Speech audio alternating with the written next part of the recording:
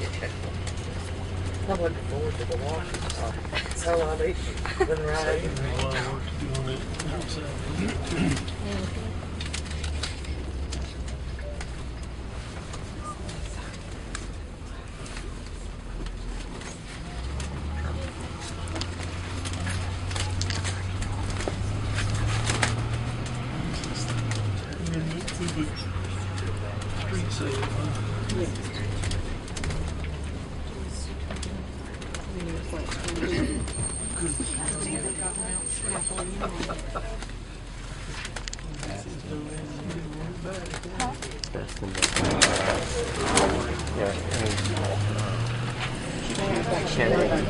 Video and a beautiful photo.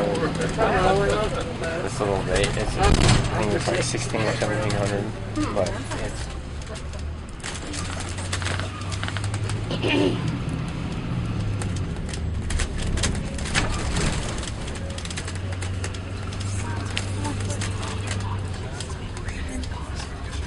if you'll notice, the beautiful trees that used to line the street here are gone.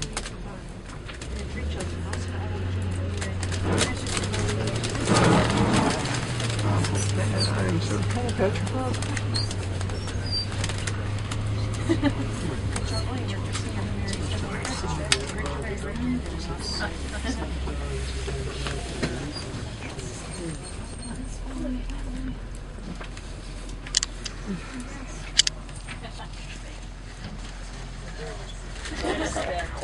Sign on the corner here.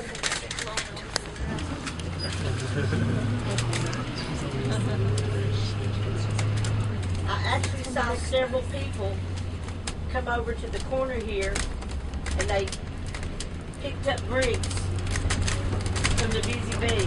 Oh, yeah. Good evening. Hello. I'm Colonel Johann Gottfried Cullman.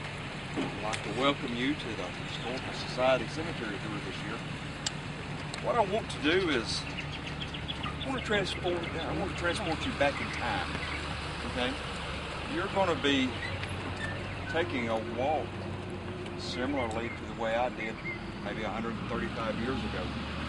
And you're going to be visiting with some sons and daughters of my friends, the ones that came here from Switzerland, Austria, Germany, even as far away as Georgia. All of them have different stories to tell. They came from different parts of life. They struggled with different conflicts within their own families. But you know, they all had one thing in common, is that they really just wanted a chance. They wanted an opportunity. The same as I did. You see, I was born in 1823. Just realize that makes me 187 years old, doesn't it? I will probably be the oldest one that you talk with tonight. But I grew up in a very well-to-do home. My father was the principal where I went to school. My mother was a teacher. My brother Jacob and I, we received a really good education, but one of the things that my mom and papa taught us was what was going on in the United States. They taught us about democracy. They taught us about understanding what we wanted out of life, you know, to work and really want to work hard to accomplish it. They taught us values. You know, that's such a simple thing to think about, is values. What are your values? You know, what's important to you? Well, what was important to Jacob and I was not, you know, we were looking for an opportunity. There was nothing more than I wanted at that point in time than Germany to turn into a democratic state. And I thought about that during my middle and late teens, especially after I got out of college. I met Josephine, a beautiful lady that I had married, and we had started a family. I decided, well, if nobody else is going to try it, I will. And I put together a small revolution, if you will, against the government at that time. Failed miserably, obviously. Barely even made a mark on German society. never accomplished anything. But I did learn a lot. I learned more about how to organize people and how to bring them together toward a common cause. Worked hard. I saved my money for several more years. Had a couple of sons, 2 daughters. One died when she was a baby. But during that period of time, I realized that my dream was just becoming stronger and stronger. I led a major revolution. And that's successful for the area until Baron von Bismarck joined with the Prussian Army. And then we were not only outnumbered about 20 to 1, we were outgunned, we were outfinanced. So we resorted to stealthy tactics. And we had heard that the Baron was going to come to Frankfurt, town that I was born and grew up in.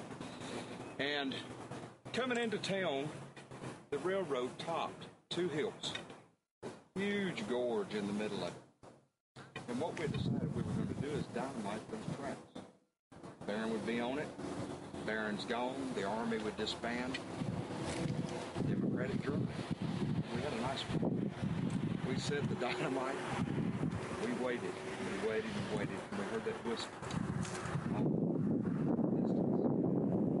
As soon as that train got right between those 2 windows, we made a mess. Huge explosion. All of the cars were destroyed. We started celebrating until that we realized there was one little problem. About a day and a half or so later, the Baron had missed the plane. And at that point, we realized also that the only thing we succeeded in killing was about 13 carload of pigs. Well, the Baron found out who was responsible. And within a few days, he had instructed his army to find me and hang me on the spot. And one of the hardest things I've ever had to do was to sneak away from my family in the middle of the night. I had no choice. I thought maybe if I could leave Germany, the heat would settle down. I could come back in, join my wife and my family, kind of get on about things, but the heat never did die. So I stayed away. It's so hard to do. Josephine and I, we wrote letters back and forth. It's not like being there. Started getting correspondence from a lot of my friends who were being imprisoned. Bismarck and his guard essentially coming in and burning homes at night and taking people prisoner. Never knew what happened. I had enough. I decided to come to the United States. Came in through Philadelphia, stayed there for a couple of years. Went over to Cincinnati and found a lot of Germans in Cincinnati. Still are a lot of good German folks there. But I kept thinking, okay, if Cincinnati can be created and people can come there, why couldn't I find a spot for all of my friends to go? That's when I started traveling around this country. And he came to North Alabama. Now, if you'll look around you, this area, this landscape with all of the trees, the rolling hills, and the water is very, very much like the Rhine Valley, the place where I grew up, a place that looked familiar to me. I thought, what a perfect place for a new home, a familiar surroundings.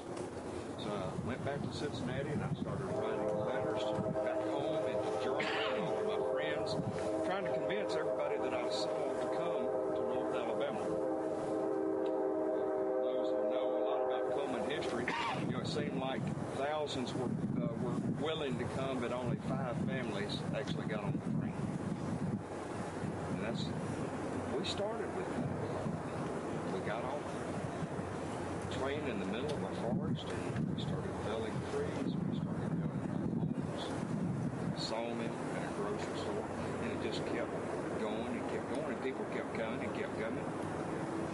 I went back to Cincinnati. Theodore, my eldest son, he met me there. He spent a lot of evenings putting together more plans to bring people to North Alabama. And he was only in this country maybe a couple of months before he contracted typhoid fever and he died. And I buried him in Cincinnati. Well, the 5 families started this area because they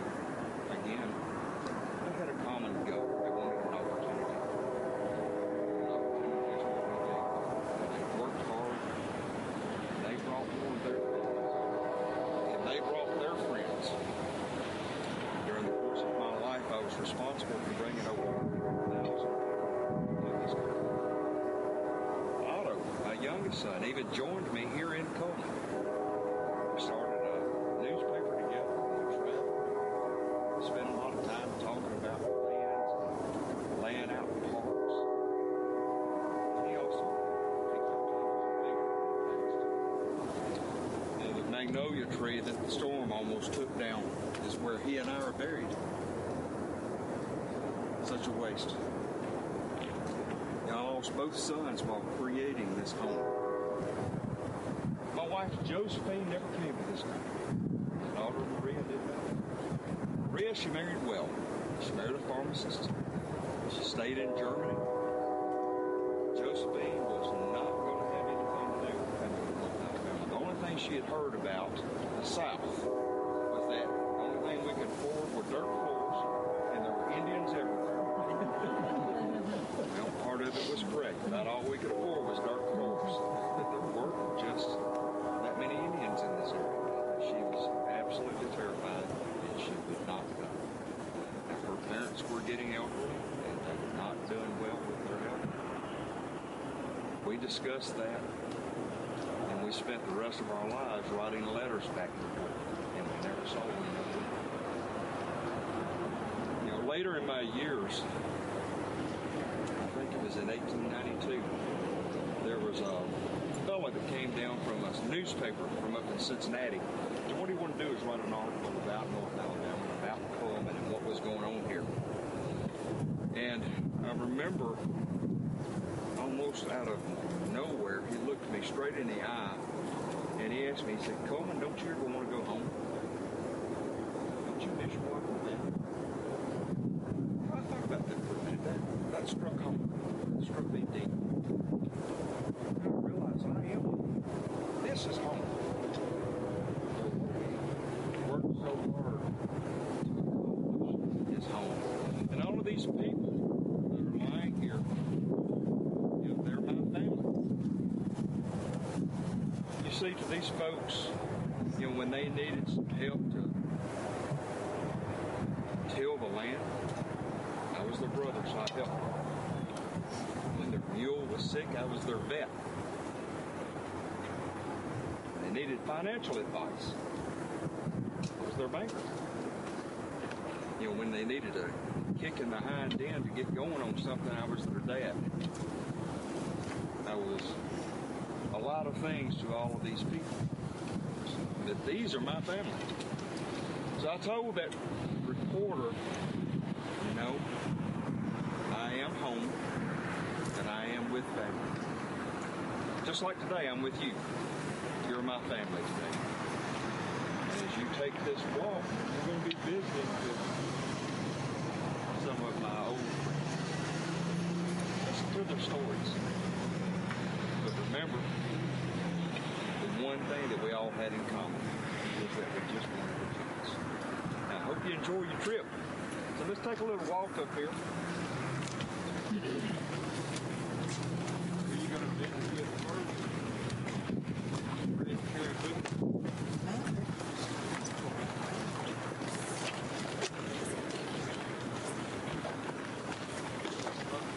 See around you here, but kind of odd place.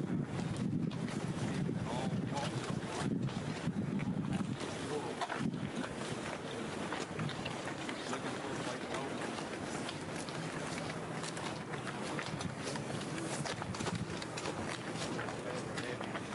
Hope all of you have an absolutely wonderful Oktoberfest. Good evening. Good evening. Brad Buford. I was born in Yankton, South Dakota. My father was from Switzerland.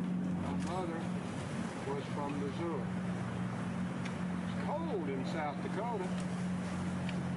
So when I was just a young lad, my parents and I decided that we'd come south. We heard about a little place east of Cullman called Wealthy, Alabama. So they pursued the situation, came here on a train, and traveled east to a little community which is now known as Wealthy, and homesteaded quite a few acres. And they would set up farming there, and occasionally they'd have to come to town into the city of Cullman for supplies. And as we just experienced this past spring, some flooding, my father was on his way home after a big cloud burst, a creek out there on the old Wealthy Road. The water was over the creek bridge by a couple of feet. The horses panicked, went off the side of the bridge, along with the wagon and my father, and they all drank. My mother and I continued with the farm for several years, the best we could, and finally, on one of my trips to town, I saw this pretty young girl on the side. A little bit and decided that if at all possible I'd court her some, and I did. But I was a little bit afraid because her dad was a judge, Judge Jack Samuel Griffin. Not only was he a judge, he was a tax collector, he was a probate court, head of the probate court, and kind of made me nervous, but I pursued her hand in marriage, and we ran away, honeymoon, to France. Can you imagine a country boy from Wealthy, Alabama, going all the way to France? And we came back into New York, aboard the ship, came to Cullman, and I had a surprise for the young Carrie. Built her a house, which is now known as the Buford House, but W.A. Slaughter built this house on the second avenue, which is in the high school addition, and 11th Street, which still stands today as a testimony to the old German architecture and Mr. Slaughter's ability to build. So we were doing fine in our home there, and I was working the best I could, and suddenly Miss Carrie had something to tell me. And we named him after Fred, but we called him Fritz. And as all little boys do, Fritz grew up. He decided he wanted to go to Auburn. And so he went down to Auburn. We were pretty proud of him because he made the honor roll. He was in the band. And in 1941, he graduated from Auburn. But he wasn't through yet. For some reason, he decided he wanted to go out to the University of Nebraska. Out there, and our little Fritz got his PhD in chemistry. We couldn't figure out how he got so smart. We sure were proud of him. After his daddy. Then he decided that he wanted to go to Baton Rouge, and there he met his wife, and they had a little grandson that they also named. And in the meantime, I had made some money in some of my business ventures. And I took a few business courses from several of the judges in town, and formed my own abstracting company, as well as occupations and helping people in real estate, helping people get involved in real estate, and selling real estate. And as a result of that, I had a number of tracts of land. And I decided since I'd made a little money, I'd get into politics. Lo and behold, guess who I had to run against? My father-in-law. And I beat him. Of course, he wasn't very happy about that. And but he managed to deal with me because of his daughter. I owned the West Side Furniture Store, started that. I was the head of the Marketing Association in Cullman for many years. I was president of St. John's Church at one time. And probate judge, of course, 1917, 1919, we're along there. And things were going really well. And suddenly, Fred had a stroke. He was 50 years old, and he died. And I was only 36 at the time. And I had no knowledge of all his business dealings and all his real estate and land acquisitions. But I knew that I had to either sink or swim. And so that's what I did. And I took care of every bit of business we had, all our land holdings, all our property.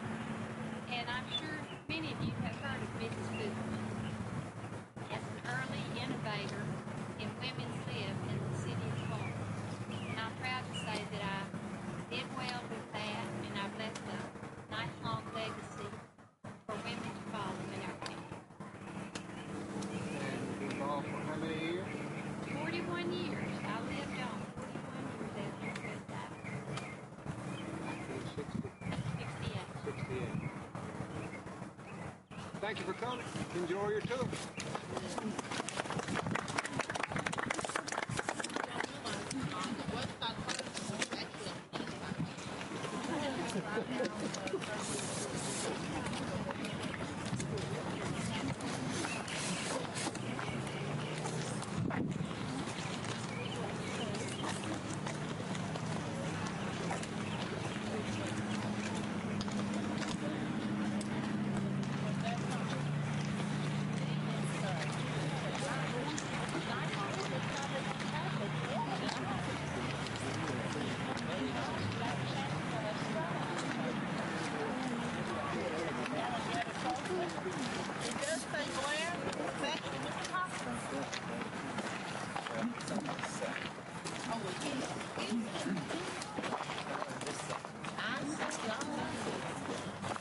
Good evening, ladies and gentlemen.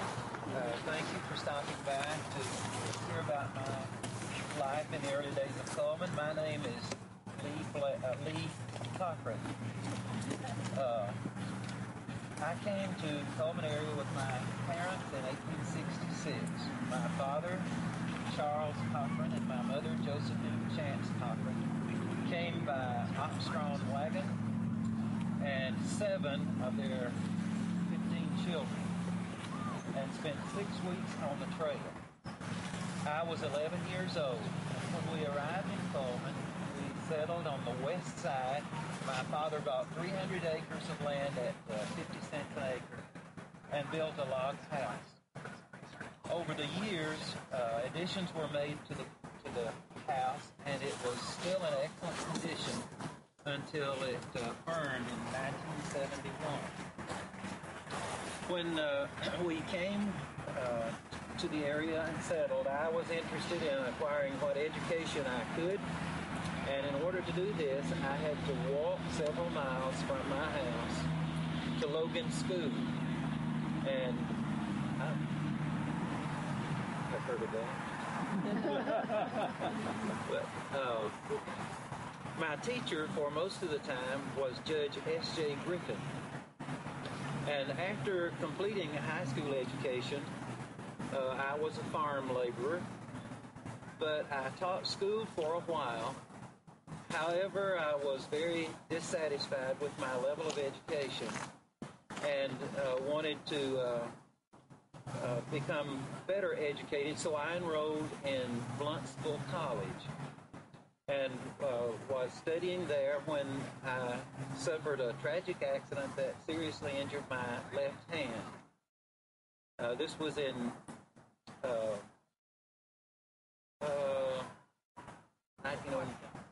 when I was quite young. When I was in my early 20s. Anyway, an infection developed, and with nothing to help deal with infections, it became worse and worse, and I had to have my hand and part of my arm amputated to save my life. After recovery from this accident, I decided I would enroll in the Massey Business College in Birmingham. So I did that, and completing that work, I accepted a position as bookkeeper with Mitchell Lumber Company and worked there until 1907.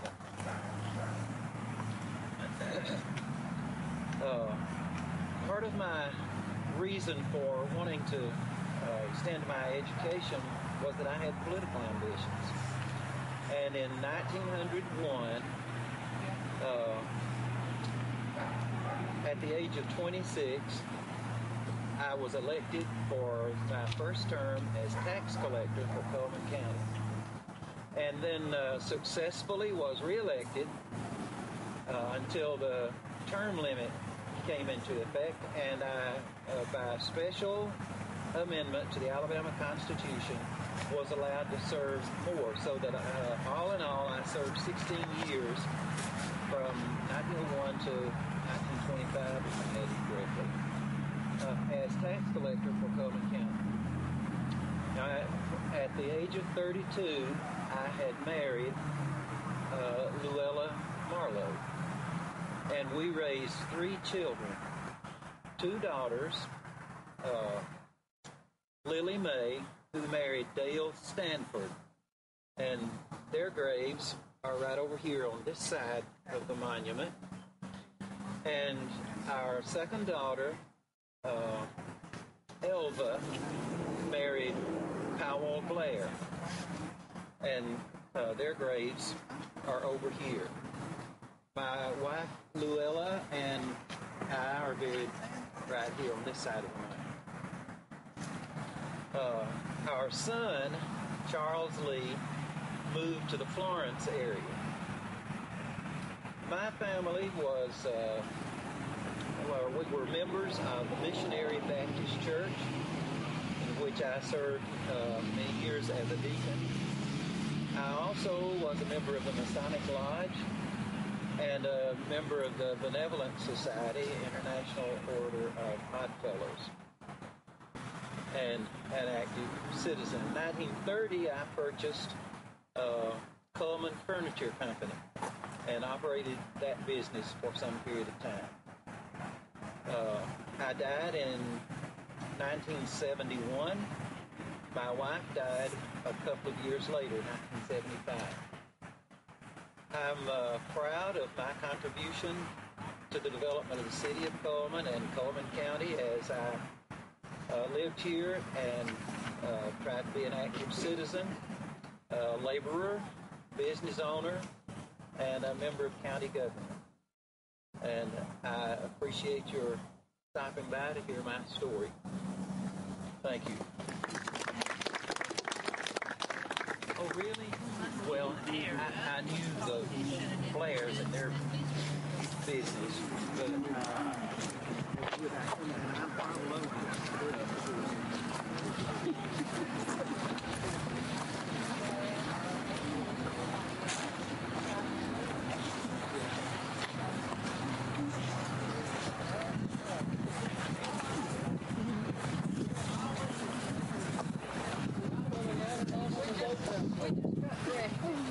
That's right.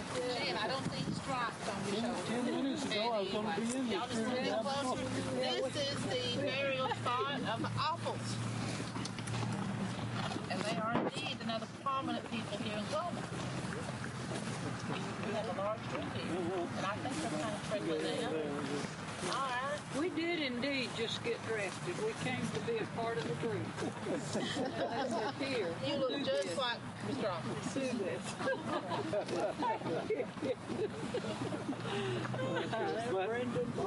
We do have some history here. When they talk about the Ernstberger, this lady here, his granddaddy was Ernstberger that started the old Cullman Iron Works, which Apples bought from J.J. Ernstberger in 19, what was it? 1941. But anyway, I am Fritz Frederick Oppel. I married Anna Helena Golke in 1916. We were the parents of 3 sons, Edward H. Oppel, Arthur H. Oppel, and Irvin Oppel. We're all members of St. Paul's Lutheran Church. And Irvin's the only one living. Yeah. And it was my grandfather, J.J. Ernstberger, father, who started, that started the Cullman Iron Works. Henry came down from the north, and he started the Cullman Iron Works, which was over on First Avenue on the railroad track. First Avenue and 9th Street. It was right in the middle. The Ernstberger home was on the corner where Carson Vashcock lives now. And then my grandfather built the big white house on the north end of the block. And the ironworks was right in the middle. And he came over. He was Swiss German. He came over from Switzerland, but he spoke German. And with his daddy and maybe some cousins, started the Cullman Iron Works there. Some of the places in town have the manhole covers. And if you look at someone, it's got Cullman Iron Works on it. And it was originally made by Cullman Iron Works. They made all kind of anything iron that the farmers needed or anybody needed is what they made.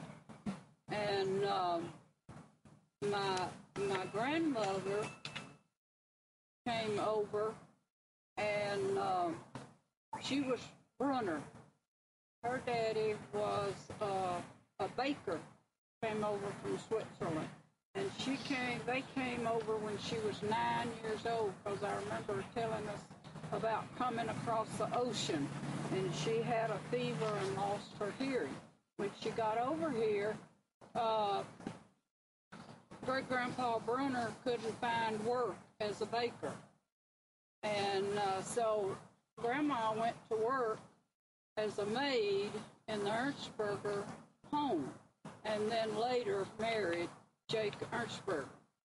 And then I remember the ironworks and going over there and that sort of thing when I was younger.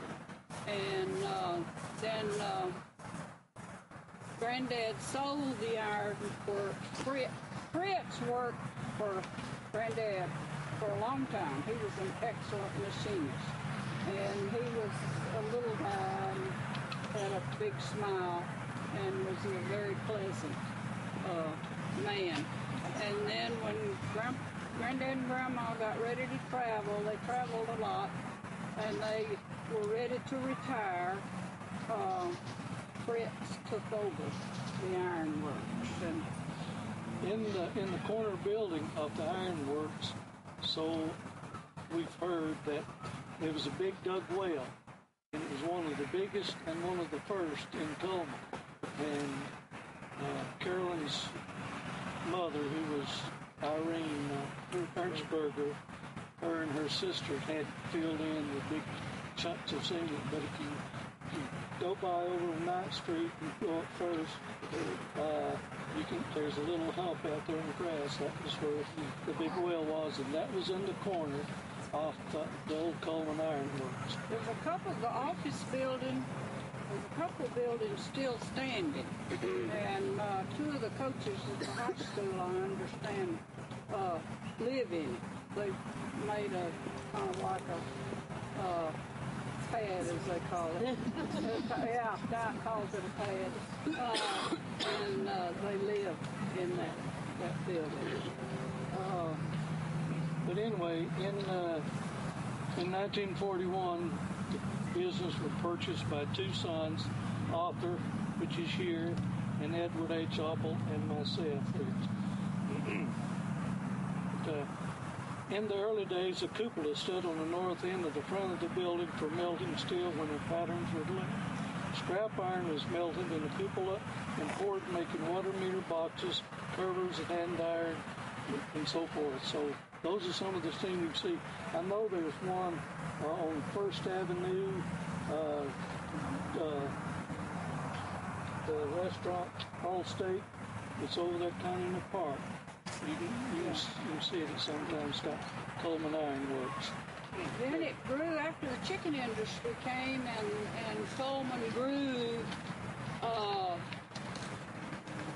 There was a need for, and the boys, Ronnie and the other one,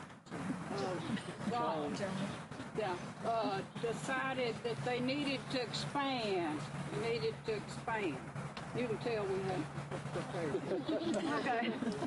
So Ronnie went north and went into the steel business and the crush and all of that. Most of you are familiar with his big steel business. And then Irvin and Edward may have been there. Arthur, the boys went north of town. They outgrew the ironworks, and they went north of town and started a welding business.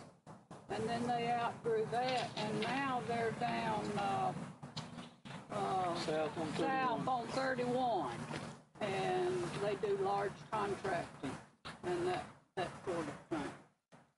So, John, did we miss anything? You got it pretty good. In 5 minutes back. The Ernstbergers originally came from Switzerland. They landed in De Pere, Wisconsin, which is just out of Green Bay. And we were up there 15 years ago. We just didn't know where to look. We was in the cemetery looking. And I was standing something like this. All of a sudden I looked down, there was Ernstberger. So we just stumbled into it and found it. And Granddad and Grandmother had my mother, Irene, married Pinehart. And then they had Ruth, who married Ori Hall, the Halls from out at Vinemont. And they moved to Tennessee. And they had Aline Trimble, who still lives. She's the only one living. And married Lauren Trimble, who worked at Ponders all those years, and then the gas company. And then the two older sons was Edward and Al went to Selma. Al was the only one that really did education to a master's degree. And he ended up at Selma as a principal. And then Ed, lives in Blackshear, Georgia. And, well, we've given you a little bit of Apple and a lot of the Ernstbergers. But the Ernstbergers did start it, and the Apples did take over. Yeah. And Maybelle, Arthur's wife Maybelle, was on the City Board of Education for quite a few years. And they've all been community people. So I know you got a lot of questions, and we can answer all of them. It may not be the right answer.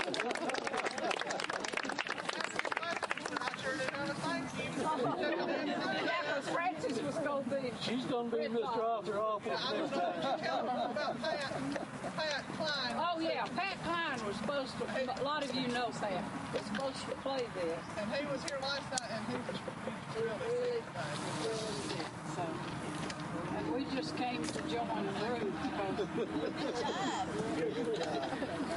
y'all have fun and enjoy it. Thank you very much. Sounded great.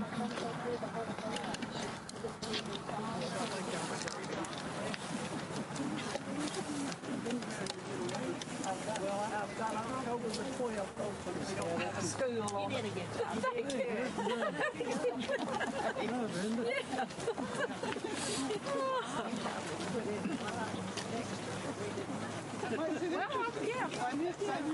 Yeah. Good to see y'all.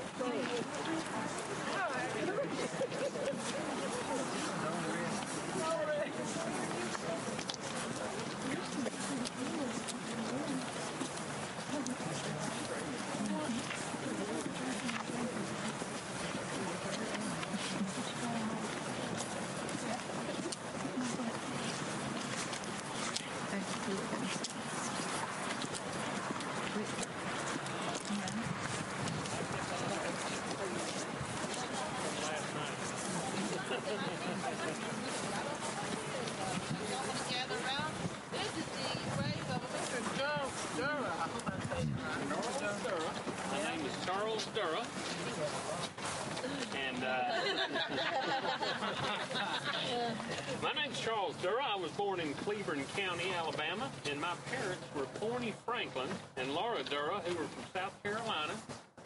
I had one brother, John. I worked at the post office. John worked there as well. And I had a sister who was Mrs. D.T. Howell. She lived over in the eastern part of Cullman County. And I left Cleburne County and moved to Birmingham, and I lived there till I was 14 years old. I lived in Cullman and farmed for about a year, and then I moved back to Birmingham to make a living for my mother and my siblings, as my father had died at that time. So when my brother was old enough to farm, I returned to Cullman, and I took the examination to be a rural letter carrier. And I passed that with 99.5% grade, so you couldn't get a whole lot better than that. I accepted that position on November 16th in 1903, and I held that position for about 15 years. Not long after that, I became a letter carrier. I found out that Cullman had a lot of advantages for farmers. I decided to get into the real estate business, so I posted ads in a lot of the newspapers, and I was successful in bringing into Cullman County some of the more progressive farmers, and I resigned my position at that time as a letter carrier and just continued in the real estate business. I was also connected with the Southern Bell Telephone Company when they purchased the local exchange, and I was able assistant, they said, merging the competing telephone companies and saved people thousands of dollars in that. I was responsible, actually, for naming the East Point community, and I had one of the nicest stores in the county, if I can say so myself, which was located over in East Point. And students from the east side of Cullman who attended Cullman County High School, they used to come to my store to catch their bus for their ride into town. And I was married to Hattie Hallbrooks of Cullman, and we were the parents of Charlotte, Juanita, and Wilma Durra. Maddie died in 1930. So then I later married to Josie Forsman. And Mrs. Josie Durra spent her life in Cullman, and she'll be remembered for being the sales lady in several Cullman department stores. She started at Koopman and Gertis, and then she worked at the J.R. Griffin store for a number of years and was employed by the Ponder and the Kelly department. So, appreciate you guys coming, and thanks a lot. Mr. Durham had quite a few wives. First one died of tuberculosis. And by the time the third one got around to it, he died before the third one did. And upon the death, he willed the property to his children. And the third wife didn't like it, so she contested it, but she lost.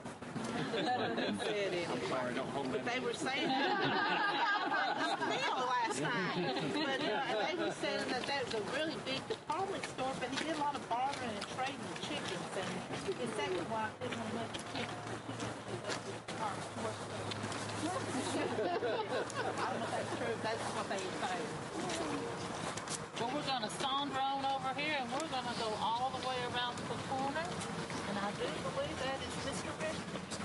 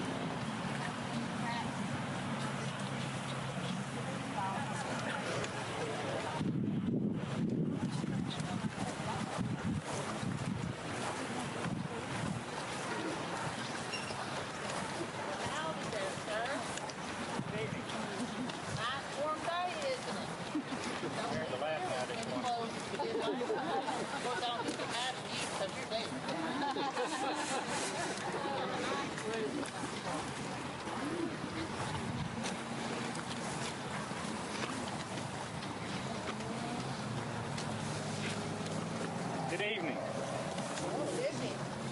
I'm Oscarado Richter. I'm one of 8 surviving children of William and Juliana Richter. My mother and father were both born in Germany, raised in Germany, married in Germany. My oldest brother and sister, Al and Pauline, were born in Germany. In 1871, the family immigrated to the United States, settled in Tonawanda, New York. While they were there, I had another brother born and 2 sisters born. In the late 1870s, they decided to move to Cullman, Alabama. Moved down here. I had a brother born Herman. No, I take that back. Herman was born in New York. Really was born here, and October 11th, 1881, I was born, and I had a sister, Della Mae, born here. About 1894, my father acquired some property west of Cullman, west of the brickyards. We kind of moved out there, settled in, built a barn, built a long shed, a house.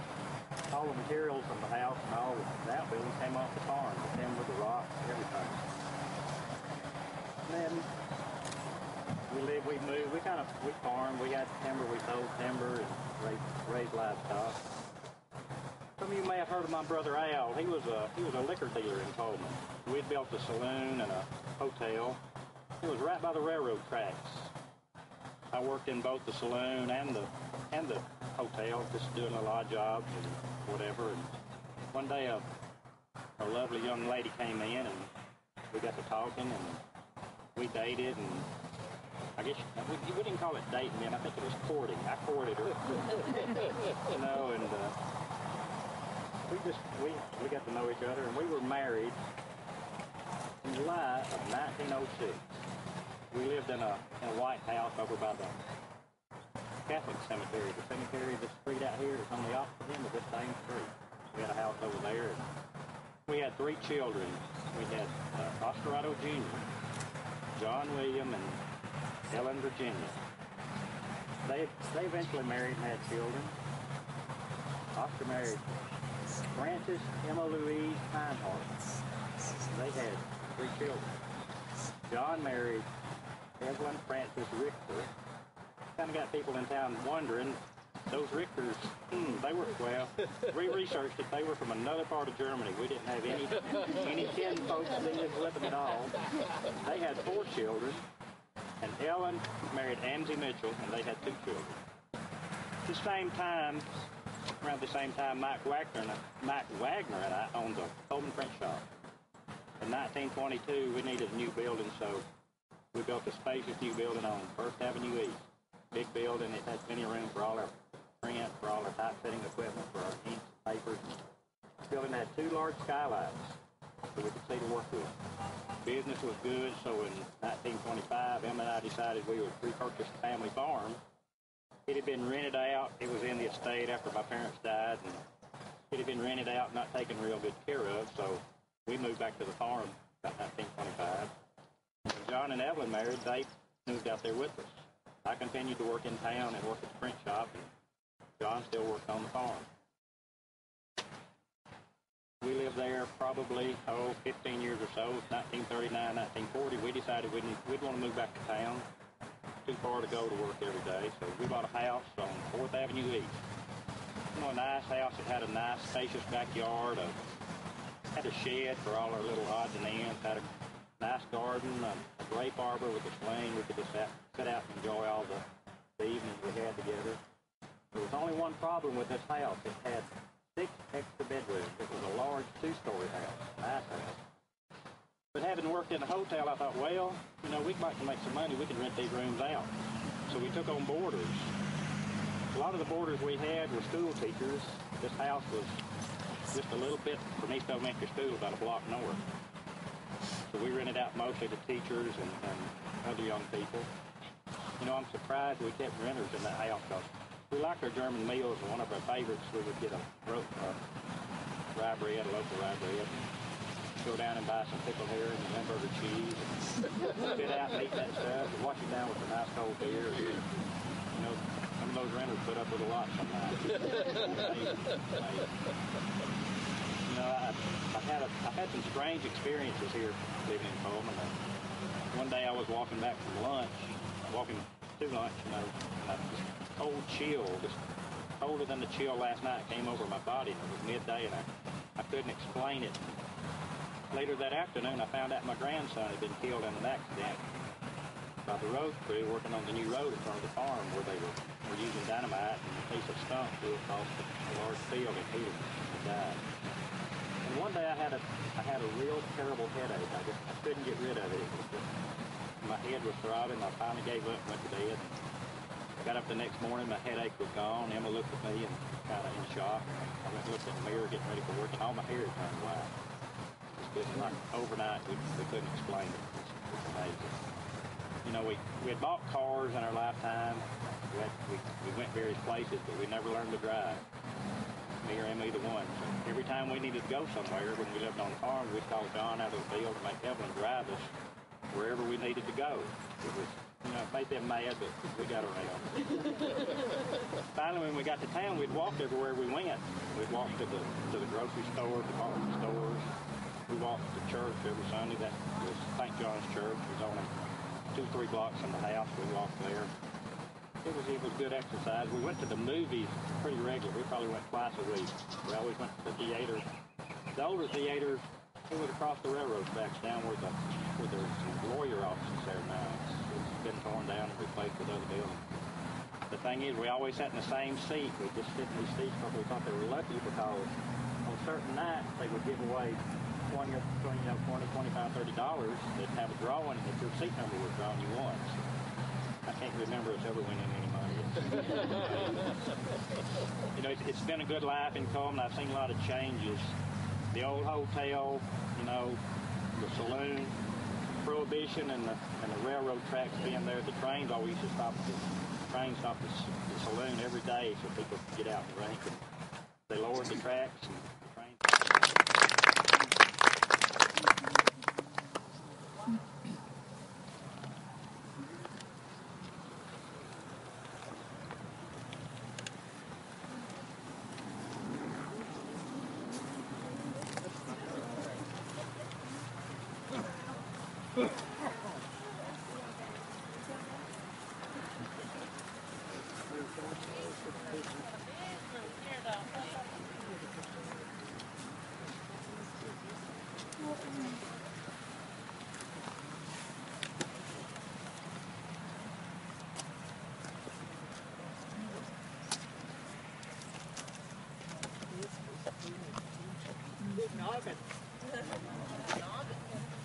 Mein Name ist Josef Heinrich Grohl.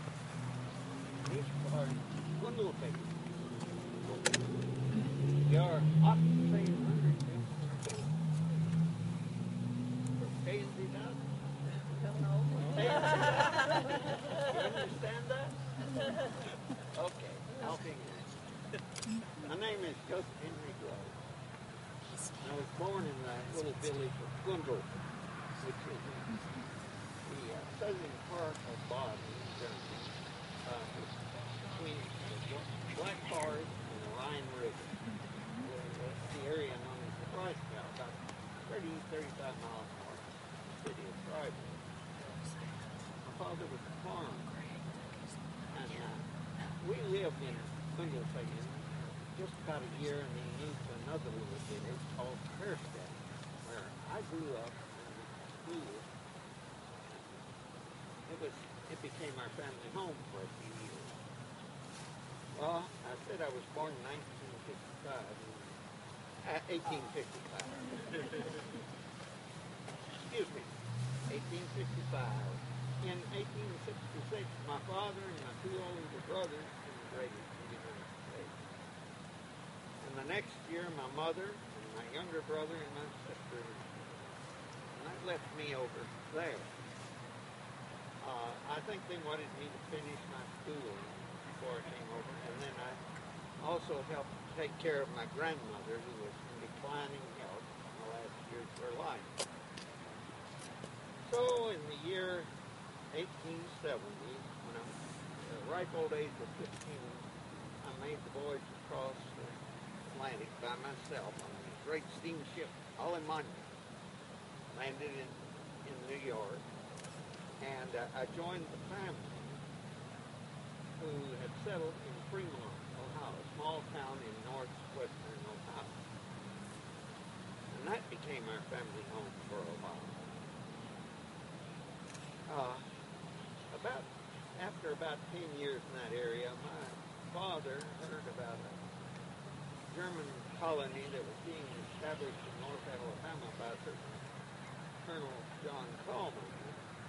That sounded pretty good to him, so we decided to come down and investigate. He and my mother came down, looked around, and decided, well, this might be the best place for them to live. So they bought a farm, about 80 acres down on Wealthy Road, about a mile out from town.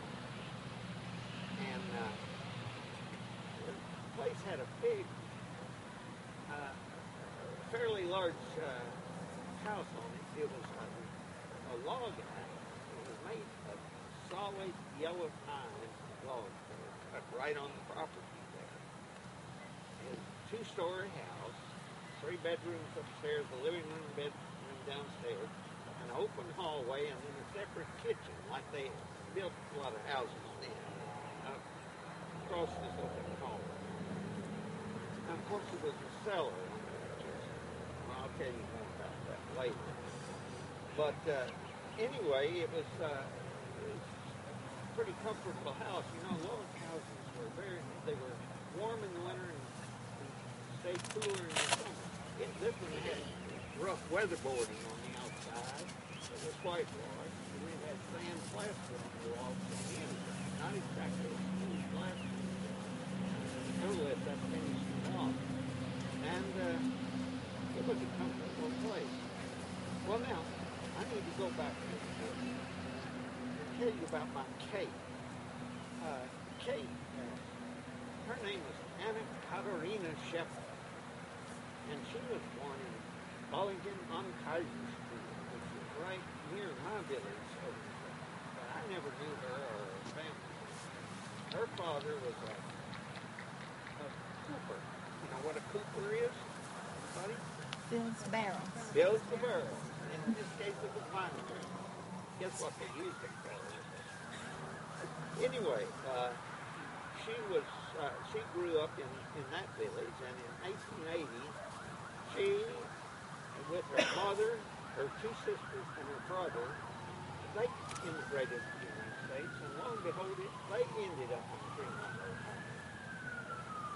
Now, I tell you, the first time I noticed her was when she and her sister, they had an open carriage, and they had a house in her, and they went just flying down the streets there in Fremont. They had hair blowing and everything, just like riding in a fancy sports car today, convertible or something like that. They really thought they were hot stuff. I thought they were pretty neat too. Anyway, well, I decided Kate deserved my attention, so I gave it to her. And you know, after a couple of years, my brother William married her sister Barbara, and that sent me to thinking seriously. So what happened was December 12th, 1882, Kate and I were married in St. John's Lutheran Church in Fremont. And then began our Alabama. We came to Cullman to visit my folks on the honeymoon. And I'll have to tell you this, when we arrived at the station, we got in the middle of the night, you know, the trains ran. And that was when three trains came through and stopped. We got in the middle of the night, it must have been dark night. And there wasn't, from the station, there wasn't a thing you could see, no town, no nothing. The only light was a light, you know, a little lantern like this at the station master here to help us get off the train. And so, of course, my Kate, certainly, she said, "Where's the town?" We managed to find our way, I guess, I've forgotten. I think my father met us at the station and took us to a farm. And we moved into the farmhouse with my folks. Well, the kids started coming in, you know. Eventually we had 12 children. 2 of them died before they were 3 years old. That was a common thing. You know, there were a lot of children died of childhood diseases. And so we lost a boy and a girl that way. But we had 10 children that lived to be adults, and they proved quite helpful to us and quite useful on the farm. Now, the farm, you know, the soil wasn't necessarily the richest in the world. It wasn't like the cotton lands down in the valley, the north here. But with hard work, we could make a crop on it, and we did. We grew, you know, most of things like potatoes, corn, and so on. Maybe a little cotton. Our money crop was strawberries. Colonel Kessler had introduced strawberries to Cullman. And, you know, they were shipped from here around the eastern U.S. When the strawberries were ripe, every kid in the family had to get out and help pick them. And that meant after school, when the kids came home, they had to get out in the fields and help pick the strawberries. On Saturday morning, they had to get up and pick all day. And Sunday after church, everybody had to come and go out and pick the strawberries. And we would take them, put them in the crates, and take them down to the freight station where all the other farmers were bringing them. We'd load them in these big cooler cars. Don't know if you ever saw them. They had like little doors at each end on the top where they could put these big chunks of ice and keep them cool. And they were shipped around. Cullman County strawberries were known for their quality in places like New York City and Chicago and so on. And some years they made us some pretty good money. But other years, see, we had to pay for the shipping wherever we sent them. And some years, the farmers here, well, we just got enough to pay for shipping and not much of anything for work of growing and taking care of the strawberries and picking them and anything. So we weren't getting rich on that either. Now, I had another occupation when I was living in Ohio. I learned a trade, and I worked, in addition to working on the farm, I worked in the real wagon factory, which was at 3rd Avenue and 7th Street Southeast. And we made farm wagons there, and of course I learned how to make them, and my specialty was making the wooden wheels for them. I had the skills and the tools to make these wooden wheels. And so I did that like in the winter time when there was not much could be done on the farm, and occasionally other times of the year when I didn't have to work for the crops. So anyhow, that's how we lived. My income from the wagon factory and what we sold from the farm.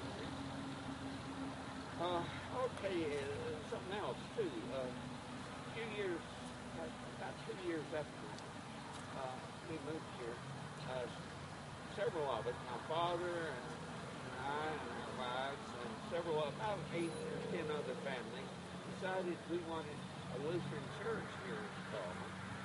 So we organized a thing called Lutheran Church. And Mr. Carter gave us some land on 4th Avenue. That's where the church sits now. We built a little wooden church and a little schoolhouse. And that became the place where our children are baptized and confirmed and married and buried from and so on. My job for many years was to ring the church bell. So every Saturday afternoon I would walk in the Cullman and ring the church bell for about 15 minutes to remind folks that there was going to be church service. You know, the story is told, and I'll let you, I can leave it to you whether you want to believe it or not. It's told about me that on the day before we dedicated the church, I rang the church bell all day long because I wanted folks, everybody to know that there was a Lutheran church. Do you think I'd do such a thing? Yeah, I sure would.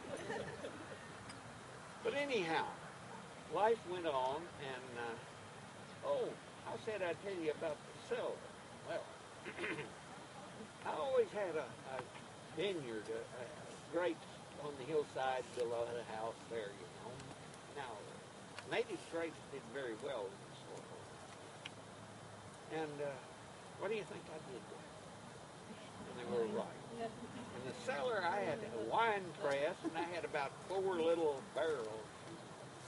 And I would keep those, every year I'd fill those barrels up with wine. Some from the grapes, a couple of them from the grapes, maybe one from Scuppernong's, and sometimes when there were strawberries to spare, I'd make some strawberry wine. And kept it down there. It was very handy. About once every week or so, I'd go down there and siphon a bottle of wine out of there and put it on the shelf in the kitchen. And then in the evening, I'd pour myself a little, and I mean a little glass wine, one little glass of wine. And it was my tonic that I took. And I had enough wine to provide all the communion wines for the church, and to offer friends. Friends come to visit us on Sunday afternoon, the pastor and his wife, or whoever it was, and we'd offer them little glasses of wine. And we always thought that wine was, along with food, all kinds of food, was the gift of God to be used properly and not to be abused. And so we always had it. And that's what, well, the cellar was a storage place for potatoes and things like that too, but my keg of wine, my barrel of wine. It's a very important thing. Well, we really did, and there were the good days and there were the bad days, you know. Like, as I say, when we lost the youngsters.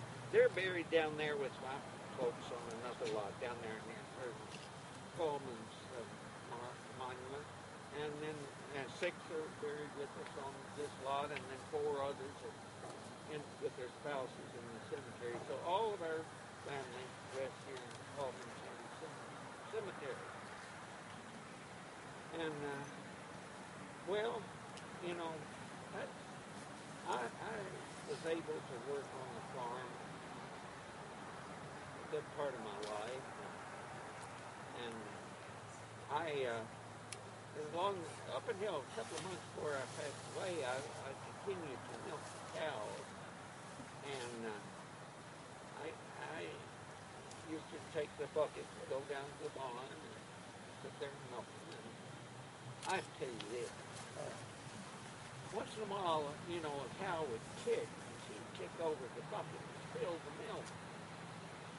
On that case, I'd address the cow in German, of course, and tell her, you know, that wasn't a very nice thing to do.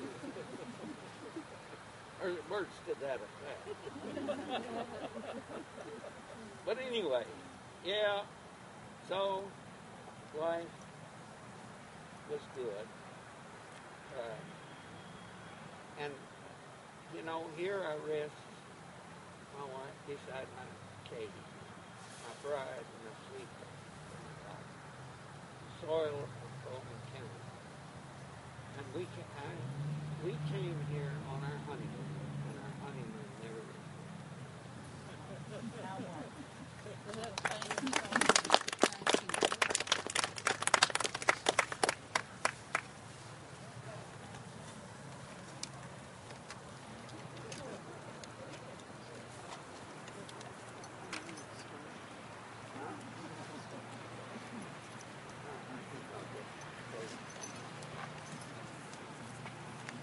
Well, I don't know.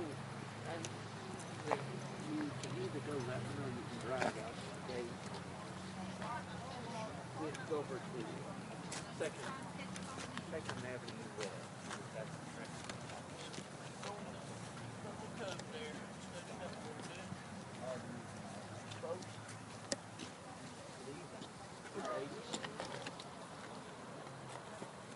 Homer Mitchell. Homer Fred Mitchell. August 1st, 91. That's 1891. Down in the southwestern section of Cullman County. Let me tell you a little bit about my life. I was about 13, 14 years old. Dad had me on the wrong end of a crosscut saw. There's such a thing as a right end of a crosscut saw. We was clearing the farm. I asked my daddy, I said, Daddy, I said, we have to do this for the rest of our lives? He looked at me and said, oh, probably so. With that, I dropped my end of the crosscut saw, started walking away. Daddy says, where are you going, homie?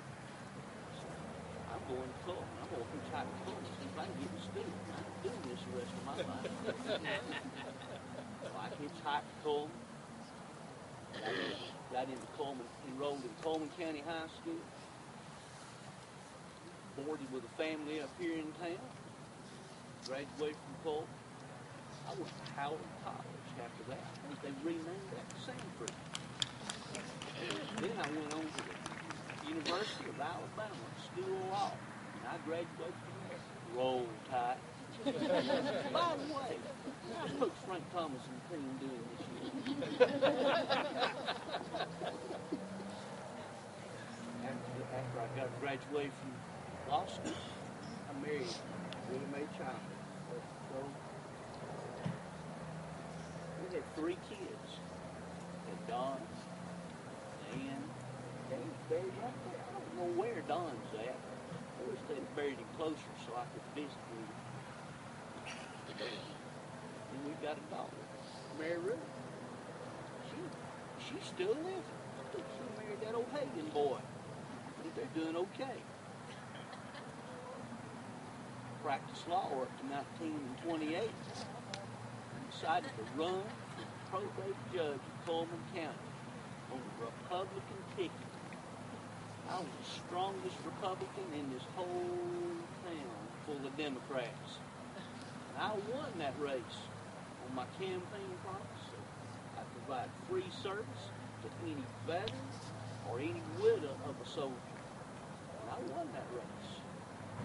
4 years later, I beat old J.M. Kilpatrick by 4 votes in 1934 and got reelected. During my term, we built a new 18 schoolhouse. We built a new county jail. We paid off $32,900 on the courthouse. We purchased and built 2 further new county shop. We bought all kinds of tools for that shop. And we even drew up plans for the new county hospital. 1940, I went into business on my own. Started another little venture. Y'all might recognize Mitchell Homes Corporation. In fact, I tell you what, I got a nice little 1941 little Ford Coupe sitting right over there. It's only been driven by a little old lady to church on Sunday. And the rod kept on. I'm sorry, I digressed. Sorry. 1947, January 1st, I had a little accident at the house. That's why I had to walk in this cane. Dislocated my hip. It took him 3 days to get me to the hospital in Birmingham. That doctor, he had me on the operating table trying to work on my hip. Gave me too much sodium pentothal, and I died. January the 3rd, 1947. You don't have to believe it.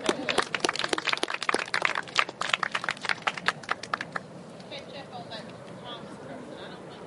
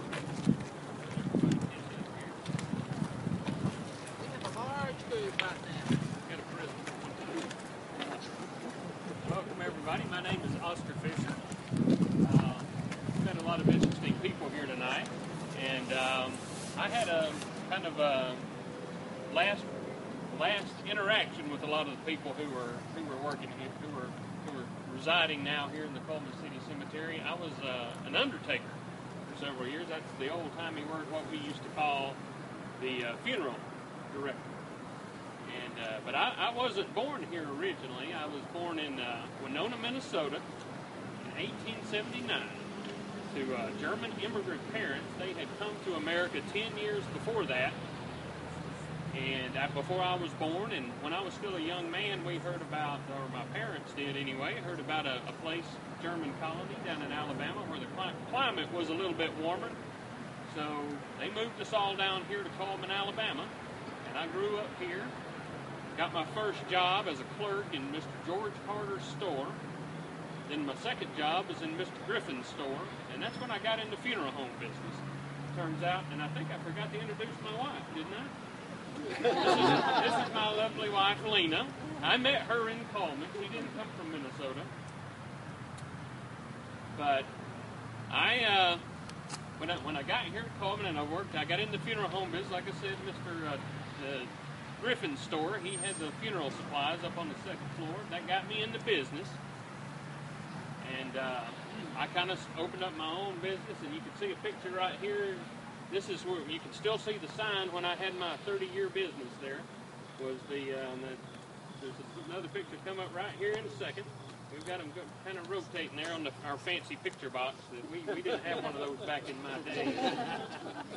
But you can still see that sign. It's out at 3rd Avenue and 3rd Street, for those of you who haven't seen it. But started out in the business, and the other picture that's coming up there, that's me beside my old horse-drawn funeral carriage. That's what we started out with when we first got in we first did it. We, got in there. We had a horse that carried the people out to the funeral, out to the cemetery. Then, of course, after that, we had a motorized hearse, and that was about 1919 we started with that. But in 1940, the roads in Cullman were so bad, I actually had to pull that carriage back out and hook the horse back up to it and use that a little bit. But and we had some interesting things. I know you people had a tornado here recently, went right by us here in the cemetery, and even blew some trees down right here in the graveyard.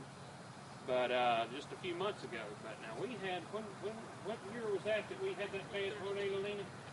32, March of 32, I believe.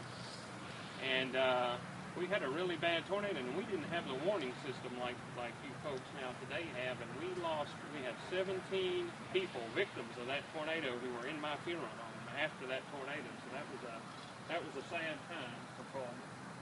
But I had some other businesses besides that. Also, you just met Mr. Mitchell, who was a car dealer, among other things. Well, I was a car dealer, among other things, as well. I had a car dealership, and also we had a garage that we ran. And in fact, our garage, the city at the time the fire department did not have a fire station to park their fire trucks in. So we let them use our garage to keep their fire trucks in until we got the station built.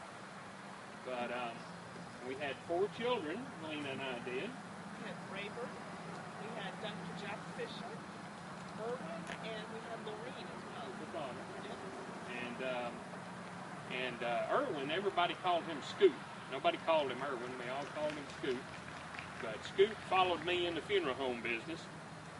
And it's kind of interesting. A few years, I died in 1943. Well, about 3 years after that, 1946. There's a little interesting story about how Scoot met his wife. We had a couple here in Cullman who had gotten married, and they went to Atlanta for their this is Charles Bouchon, and then there's Mrs. Chandler there, and that's who he married, a Chandler girl, and they went over to Atlanta, and tragically there was a fire at the hotel while they were there on their honeymoon, and Miss Chandler perished in that fire. But Scoop and his partner, Mr. Wiggins, they went over and brought the body back to Cullman, and during the process of carrying out the funeral arrangements, they met the two sisters, Ruby and Betty, and Scoop got married to Betty, and then his buddy there got married, or Scoop got married to Ruby, and his buddy got married to Betty. Now, we've been told that they're making a motion picture about this, and some people in Cullman have been getting phone calls looking for information about it, so we hope they do the story justice and tell it good.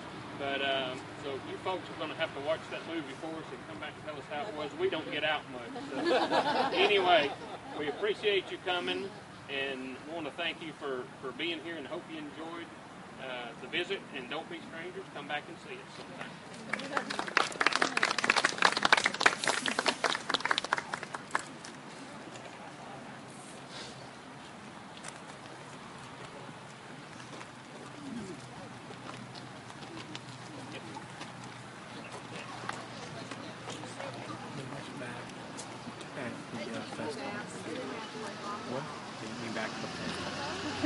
Okay, you're gonna run the bus? Yeah.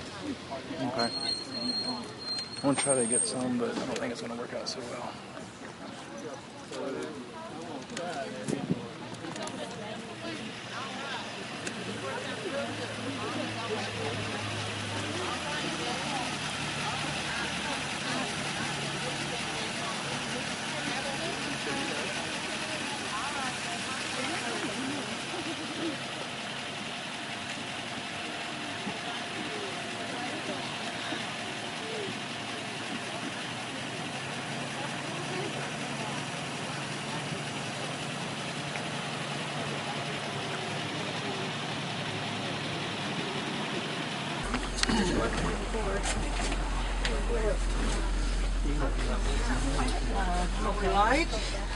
Have we missed some people? Yeah, 3 of them left. A little bit about what you thought of the tour, and is this your first time at Oktoberfest in Cullman? This was my first time at Oktoberfest. I'm here just visiting from California, and I'm really interested in local history, and was glad for the opportunity to take this tour of the cemetery. It was fascinating. I thoroughly enjoyed it. The people were so well prepared. You could just believe that they were the people they said they were. Some of them just went on and on with so much personal detail. It was amazing. And so, did they do a lot of these kinds of functions out at Highland, or no? We have never had this, but I'm very involved in our historical society in Highland and San Bernardino, and I think I might start one of these up because I just thought it was a great idea. So yeah, I thought it was wonderful. I recommend everyone come on out and enjoy it. All right. Is there anything that you would like to say about tonight's events? And well, I just really appreciated the tour. I thought it was very educational. I feel like I have a lot of history to catch up on since I've only lived here in Alabama for about 2 years. So I appreciate all the information that I can get, and I'm just trying to soak up as much of the local history as I can. And what was your favorite part of the tour tonight? Oh my goodness. Oh well, it started out with a bang with Colonel Cullman, and it just gave so much of the history right there that just led into the families, the 5 families that he brought, and how it grew to so many. So I just thought that was fascinating, just the beginning, and then it just blossomed from there.